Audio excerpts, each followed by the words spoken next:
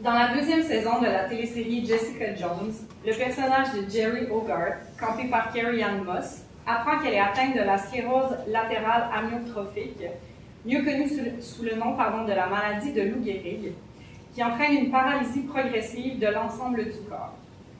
Sa position dans la firme d'avocats et d'avocates où elle pratique, où elle a elle-même son nom sur la porte, est alors compromise. Ses associés exigent son départ, elle qui a pourtant fait des sacrifices pour atteindre cette place, qui en est une de pouvoir. Or, son état lui fait perdre toute crédibilité et met en péril le rôle qu'elle s'est acharnée à obtenir. Surtout, elle redevient vulnérable, et cette vulnérabilité n'a pas de place dans un cabinet qui doit performer, qui a des comptes à rendre à ses clientes et clients. Si elle était déjà seule, le personnage est présenté comme une femme forte et indépendante qui n'a besoin de personne. La maladie la force à être plus isolée qu'elle ne l'est déjà. Certes, Jerry a adopté une vie en solitaire par choix, mais elle cherchera alors le réconfort et le soin auprès de nouvelles amies. Cela nous a amené à réfléchir à la dualité de cette situation. Alors que la maladie est quelque chose que l'on vit physiquement seul, il s'agit pourtant d'un état qui appelle aux autres, car il faut certainement prendre soin de soi, il faut surtout être soigné. Ce personnage porte dès lors un double statut. Si elle souhaite profondément être seule, elle doit finalement se rendre à l'évidence. Elle a besoin des autres pour guérir. Sa vulnérabilité nécessite de repenser sa manière de vivre.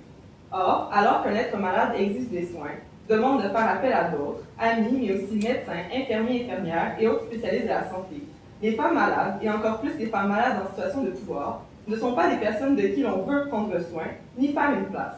Il faut plutôt l'éviter, voire l'évincer, l'ostraciser en somme, pour que nous, corps en santé, puissions continuer à vivre.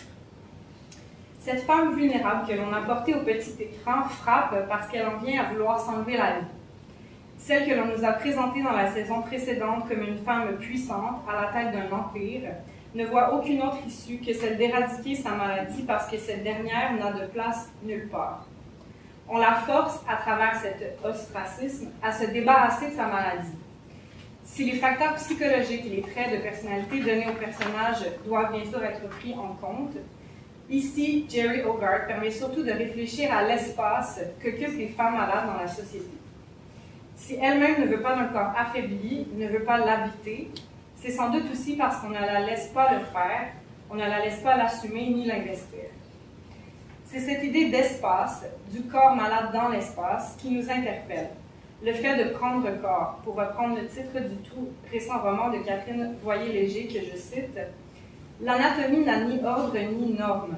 Convoquée au moindre instant, elle a un vécu. » Or, comment vivre dans un corps dont l'anatomie est déficiente? Comment occuper l'espace d'un corps qui se meurt? Encore, prendre corps avec un corps qui sera paralysé, j'insiste sur le temps de verbe, et qui ne pourra se mouvoir pour être au monde, qui est défaillant ou morcelé ou abîmé. C'est là une posture que certains auteurs ont choisi de relater. Nous explorerons donc aujourd'hui comment appréhender les corps féminins malades dans leur mise en forme textuelle, que ce soit par des représentations réelles ou fictives, dans le but de les décloisonner et de les installer à l'intérieur d'une filiation. Nous souhaitons proposer que ces corps, soi-disant ingouvernables, peuvent être résistance, que leur vulnérabilité peut être puissance d'agir, au sens où l'entend Judith Butler. C'est à partir de cette notion d'espace, de lieu, et avec eux, de limites, des questions du dedans-dehors, du lisible-illisible, que s'est articulée notre réflexion. Et puisque nous avons toutes les deux des corps, et des corps qui ont un vécu, nos parenthèses personnelles se sont insérées entre ces deux. Avec quel corps habiter la maladie? Avec quel corps côtoyer ce qui ressemble à une mise à mort de celui-ci, alors que couché, allongé, il ne peut parfois bouger sans risque que la douleur s'active, que l'état limite du corporel se manifeste, que la chair apparaisse différemment, sous le toucher, sous le regard? Une bosse, un grain de beauté, quelque chose qui n'était pas là hier et qui prend désormais le corps en otage, une barre de fer dans le dos, une douleur comme un chef qui fait retour, un feu qui prend derrière la chair, une pression à un endroit où il était facile d'oublier la présence des nerfs. Comment la maladie se donne-t-elle à lire de l'autre côté de la chair? Et quoi faire de la douleur, elle, que l'on ne peut parfois ni voir ni localiser? Comment, dans ces conditions, écrire la maladie et la douleur quand le je déformé et vécu comme double en raison de la surprésence de son enveloppe corporelle, n'arrive plus tout à fait à se nommer, à se dire singulier, mettre en mots quelque chose qui joue à les détruire et qui appartient au personnel médical, lequel maîtrise le langage du corps. Faire sens de cette interruption biographique qu'est la maladie, en essayant, malgré tout, de rétablir une cohérence temporelle. Et au-delà de ce geste de restauration des normes d'espace et de temps, à ce que les corps malades et souffrants ne nous révèlent pas plutôt la possibilité de les mettre à mal, les dépassant et les découpant différemment, car c'est là, il nous semble, qu'ils se pensent, dans l'ingouvernabilité de l'entre-deux, au-delà des paramètres traditionnels qui façonnent notre manière d'être au monde. En effet, ils ont le potentiel de faire apparaître les identités autrement, en les faisant trembler suffisamment pour que ce qui s'y révèle soit l'impossibilité de penser en logique binaire. Ils se déplacent d'un état à un autre, d'une image à une autre, d'un système de signes à un autre, insaisissable et imprévisible. Paul D. Preciado, dans un de ses articles du Libération, suppose que le corps, qu'il soit malade ou non, est mouvant, changeant, protéiforme. Les corps malades sont impossibles à fixer dans un seul moule, car trop instables. Ils forcent à revoir notre façon de penser les normes corporelles. Ils sont également pris dans des contradictions qu'ils ne rejettent pas d'emblée. S'ils sont menacés par la disparition, mais apparaissent par la surprésence et la surmatérialité de leur chair, ils confrontent aussi les critères normatifs de la féminité, les désincarnent tout en les incarnant.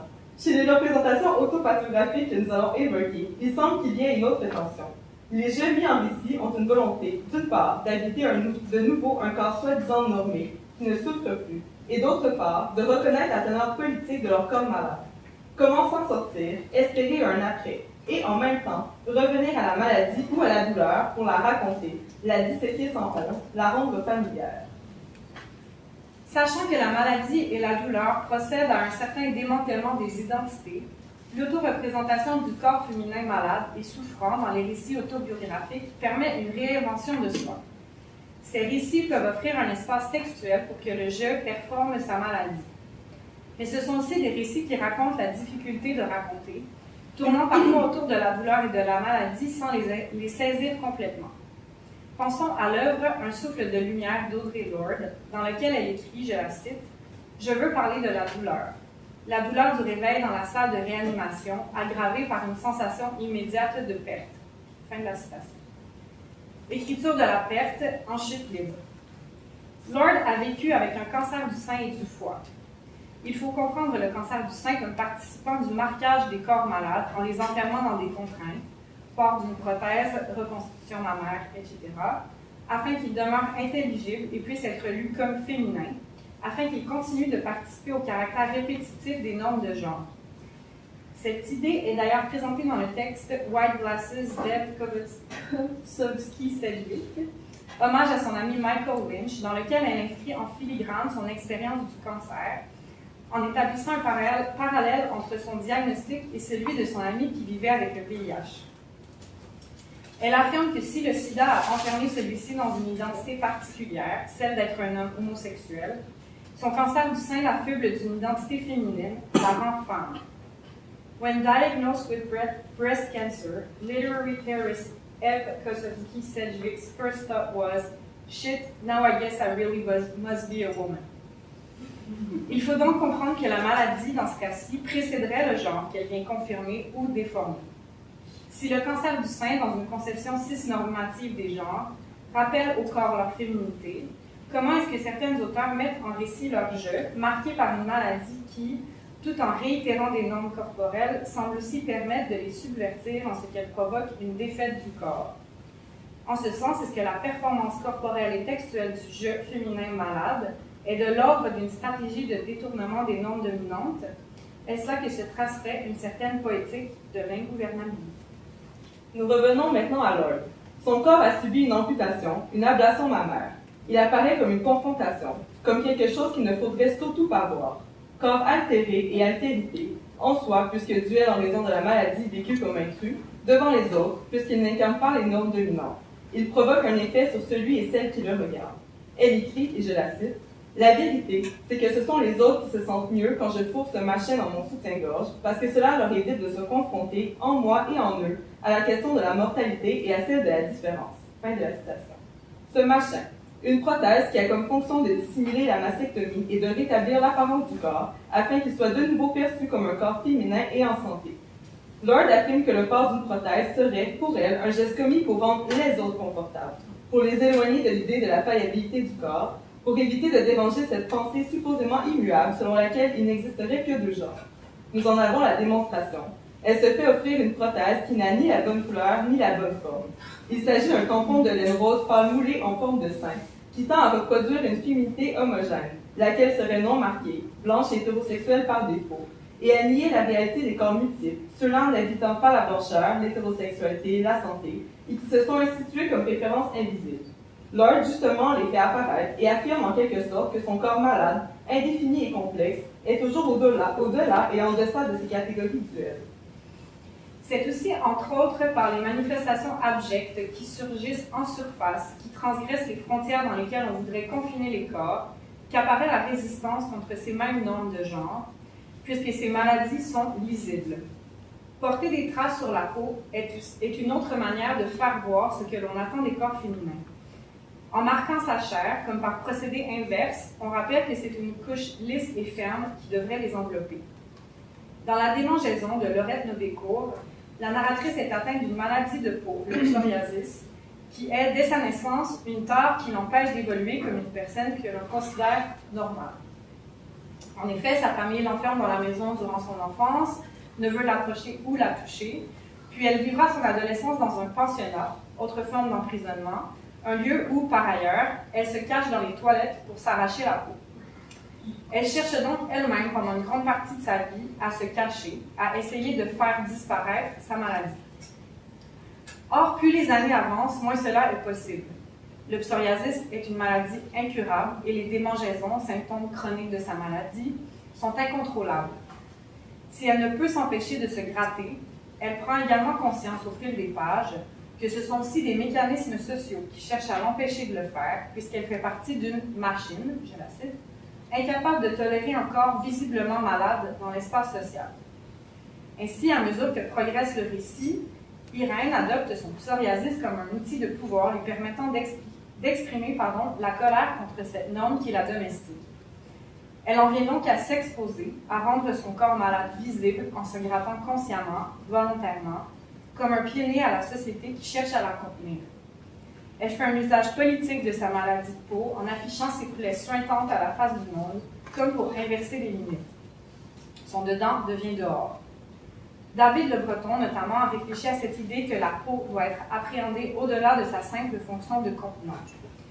Lorsqu'un trouble dermite apparaît, l'être prend conscience de sa corporalité et réalise que son corps, sa chair, sa peau, plus spécifiquement, vit, qu'elle détient la capacité d'agir. « Je souffre donc je suis », écrit Didier Anzieux dans l'ouvrage Le Moi Peau à propos des maladies de peau. Si la peau expose au monde extérieur qui l'on est, car elle est la seule chose visible chez un individu, et de ce fait devient une forme de subjectivité, elle est resignifiée, voire sursignifiée, lorsqu'elle est une peau malade. Toutefois, elle peut également être réinvestie d'un pouvoir subversif, ce dont fera usage Irène dans le roman de Nobécourt. La monstration du corps malade, et plaie en l'occurrence, est un outil de pouvoir en ce qu'il permet à la narratrice de reprendre le contrôle sur son corps. La visibilité devient un langage subversif, les marques visibles n'étant pas tolérées socialement. Il s'agit pour Irène d'investir son espace corporel malade, mais aussi d'investir l'espace social avec son corps malade. Quel corps écrire alors que la maladie et la douleur le portent au plus près de la dissolution tout en réaffirmant sa présence? Amy Berkowitz, d'Antenne de Pointe, un récit autobiographique qui retrace son expérience de vie avec la fibromyalgie, affirme qu'elle a l'impression de devoir résoudre un casse-tête, un mystère, une énigme qui prend place à des endroits précis qu'elle peut cibler sur la carte de sa chair. Pour émettre un diagnostic de fibromyalgie, au moins 11 points de pression sur 18 doivent être sensibles et provoquer un inconfort au toucher. Récolter les points numérotés, les additionner, les relier pour que, tranquillement, le contour d'une image se laisse deviner. Press here and I'll tell you if it hurts. Entre la douleur et Berkowitz, il y a un interprète, une personne en position d'autorité, le plus souvent un white male doctor, chargé de créer des faits à partir de sa chair. Or, dans un acte de résistance, l'auteur décide d'aller à contre-courant et de rendre visibles les données que son corps produit, sans filtre, sans rayon X, sans intermédiaire, d'écrire sur ses douleurs qui sont apparues au moment où elle a commencé à se rappeler d'un viol. Flashback. Les trous de sa mémoire commencent à se remplir de sens et les douleurs, et elles s'installent dans le corps au fur et à mesure que les événements traumatiques deviennent de moins en moins flous. La douleur des femmes serait, comparée à celle des hommes, inexistante, exagérée. Les hommes, eux, on les croit. Les femmes, un peu moins, toujours moins. Elle rapporte le souvenir d'un collègue dont un membre fut cassé. À lui, on lui a offert des bœufs de rétablissement et des jours de congé, alors qu'elle, de son côté, dut s'absenter plusieurs jours en raison des vagues de douleur qui déferlent constamment à travers tout son corps. À elle, on lui a dit qu'elle mentait, qu'elle inventait. Les femmes sont constamment dans la boue, mais on ne les écoute pas. Et quand on les écoute, c'est pour remettre en doute ce qu'elles disent. Elles sont rarement prises au sérieux et cette situation est d'autant plus présente lorsqu'il s'agit de femmes de couleur et ou non hétérosexuelles et ou dont l'IMC est jugé trop élevé, de personnes non binaires ou trans qui peinent à se défaire de plusieurs stéréotypes influençant directement la quantité et la qualité des soins administrés à leur égard. Certaines marques douloureuses et profondes ne peuvent se couvrir d'un plâtre. Il faudrait cesser d'exiger des preuves tangibles et comprendre plutôt que la guérison, dans ces cas-ci, ne passe pas par là. Dès lors, quelle pièce de soi assembler pour que des réponses puissent émerger à travers ce qui persiste à s'incarner en de multiples questions? Comment, devant les yeux d'autrui, montrer ce qui ne va pas de soi, une douleur parfois invisible que Andrew Hotchkiss a qualifiée de « without legend » et qui se transforme rapidement en un « what's wrong with you » parce qu'il n'y a pas forcément d'examen, de IRM ou de scan qui peuvent la confirmer? Sarah Ahmed écrit Maybe you're in a hospital, a place you go when something is wrong with you. Rights and wrongs can be health issues. In becoming healed, you have to give an account of yourself. This is what's wrong with me. Give an account of yourself. La maladie et la douleur nous donnent-elles le droit de les écrire et de les rendre intelligibles en les posant sur papier, en les disséquant et en les ouvrant, elles si cachées? Pour ce faire, il faut parfois soi-même prendre un scalpel et retourner notre peau, là où, pour le dire avec Ellie Claire, vit aussi un langage. Et moi, comment m'inscrire de l'autre côté? Comment prendre avec moi ce que racontent ces femmes qui s'écrivent? Commencer d'abord par écrire ces mots, avec ces douleurs qui m'accompagnent déjà au quotidien, et qui font que mon corps est à la fois right et wrong. Raideur au cou, céphalée tension chronique, brûlure près de la tempe et derrière l'œil gauche, tremblement, essoufflement, fatigue, jambes lourdes et engourdies, maux de ventre. Commencer. Toujours de faire le récit, partir du degré zéro de la douleur et de la maladie pour essayer de les comprendre, elle qui ramène sans cesse à un début, à une genèse dont on ne sait trop vers quoi elle tend. Sentir son corps pour la première fois, la douleur comme un éveil de la chair et de ce qu'elle recouvre. On leur demande à ces femmes qui ont mal, à partir de quand avez-vous eu mal? À partir de quand sont apparus les symptômes? Pouvez-vous les identifier, les énumérer? Et elles se demandent comment ça s'est passé. Quelque chose se met à tourner en boucle. Et tout commence là pour moi, quand quelque chose se met à tourner en boucle. Commencez aussi par comprendre que je vis avec un corps en santé, mais que les mots que je porte sont invisibles, sont entre les deux oreilles. J'ai écrit ces lignes en sortant d'un cours de yoga, où la prof a demandé à la classe « Où sont vos blessures? Se nouent-elles dans l'estomac, ou entre la peau et les os, ou dans votre squelette? » Elle demandait de laisser aller le paraître, de ne pas penser aux postures de yoga, de plutôt chercher nos points de vulnérabilité et de les défaire. Il y avait quelque chose autour du comment vivre cette vulnérabilité, comment prendre corps au sein de la douleur. J'ai cherché à localiser les tensions et à les habiter, alors que l'on travaille plutôt toujours à s'en débarrasser. Puis a surgi dans mon esprit cette idée de posture, justement, mais pas de posture de yoga. De posture privilégiée, celle qui me permettait d'être sur mon tapis dans ce studio et de pleinement et volontairement sentir la douleur, de m'y installer et de la comprendre, de la laisser prendre corps. Impossible alors de ne pas sentir la peau que je porte, blanche, sans traces, dépourvue de blessures, que de minimes cicatrices de chute à vélo. Comprendre que j'habite une posture qui porte une vulnérabilité que l'on ne voit pas à la surface de la peau. J'ai l'impression que parfois ça se joue là, entre les couches de la chair, où se nichent des troubles invisibles, où la voix se fait plus discrète. Elle chuchote et s'installe au creux de ma nuque. J'aimerais envisager cette posture comme également subversive, comme des troubles invisibles qui demeurent investis d'une puissance d'agir, pour reprendre les mots de Butler à nouveau. Des troubles qu'on peut prendre en charge en les identifiant par la parole ou par l'écriture. Y a-t-il une possibilité de dialogue, donc, entre les signes visibles, une ablation du sein, par exemple, et les signes invisibles, comme la maladie du personnage de Jerry, comme les douleurs chroniques que personne ne peut suspecter? Comment réfléchir au-delà de la légitimité des uns et de l'illégitimité des autres, parce que ceux-là sont les angles morts de la médecine moderne et occidentale. C'est aussi par la question du traitement et de la durée que l'on peut considérer une certaine hiérarchisation des maladies. Certaines sont circonscrites dans le temps. On prend des médicaments, on applique des crèmes, on rencontre des spécialistes, on peut, bref, les faire disparaître. Alors que d'autres s'étirent. Les douleurs chroniques n'ont aucune temporalité définie, elles peuvent surgir comme cesser à tout moment. Il en est de même avec ce qui se passe entre mes deux oreilles. Invisibles, les symptômes ne sont déterminés par aucune chronologie, aucune durée. Ils s'effacent d'eux-mêmes, comme ils peuvent apparaître soudainement selon le cours des événements. Comment, alors, rendre compte par la parole de mots invisibles? La voix emprunte un parcours alors qu'elle effectue un trajet de la patiente au spécialiste, chargé, une fois la réception des symptômes, de déchiffrer et de dévoiler les signes que donne à lire le corps malade. Il arrive aussi que ce corps, avant même de parler, soit déjà un support de discours, qu'il ait une longueur d'avance sur les mots. Le langage prend dès lors diverses formes, alors que, pour reprendre les mots de Michel Foucault, dans l'essence de la clinique, celui-ci, je cite, autorise la transformation du symptôme en signe, le passage du malade à la maladie, l'accès de l'individuel au conceptuel. Or, les récits de soi, en contexte clinique, effectuent un retour au corps, un retour à l'individuel, contre et avec toute analyse et intervention médicale qui projette le sujet malade à l'extérieur de lui-même, le rendre anonyme et qui, par les instruments et technologies modernes, le fragmente et en rapporte un portrait déconstruit. Les corps féminins malades et souffrants travaillent depuis les marges, décentrés, et sont essentiellement des représentations construites par la médecine et ses dispositifs de contrôle et de surveillance. Mais leur ingouvernabilité apparaît au moment où ils parviennent à installer un récit, linéaire ou pas, troué ou non, à partir de leur posture énonciatrice qui est constamment en mouvement, et pourtant confinée à la fois, et donc à dire que l'incommunicabilité de la maladie et de la douleur peut être dépassée, déjouée. Ces femmes reprennent voix, sortent de l'innommable et affirment en quelque sorte que si le langage n'est pas assez juste ou fait défaut face à ce qu'elles vivent, elles peuvent le détourner, le contaminer, le rendre hybride. Certaines nous font aussi comprendre que même si la médecine a pour fonction de réparer leur corps et de leur conférer de nouveau un certain degré de normalité et de fonctionnement, celui-ci n'a pas toujours besoin d'être raccommodé. Your normal is not my normal, pour faire écho ici à un titre d'un catalogue d'œuvres d'art de Jenna Nelson, atteinte d'une maladie chronique.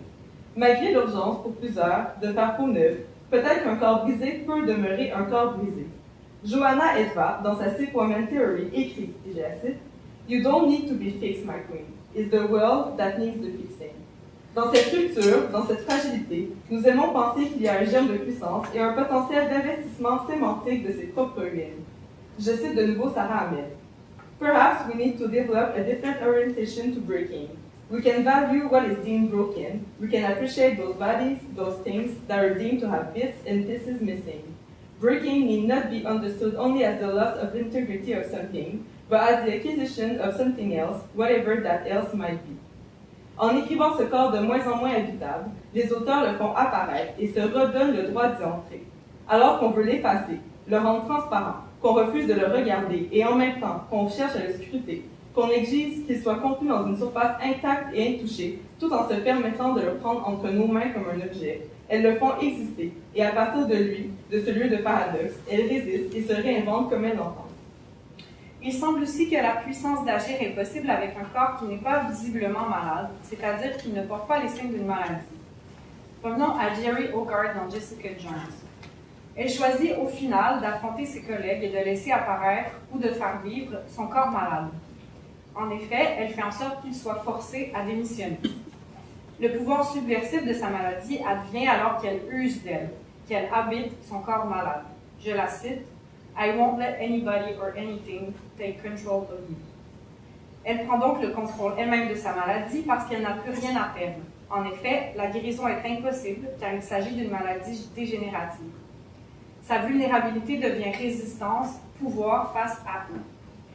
Si au départ elle vit sa maladie comme une défaite de son corps, elle la transforme au final en une victoire sur les autres. Ce ne sera plus la maladie qu'elle cherchera à vaincre, mais le regard d'autrui sur son corps, celui de ceux qui savent ce que son anatomie et sa musculature deviendront.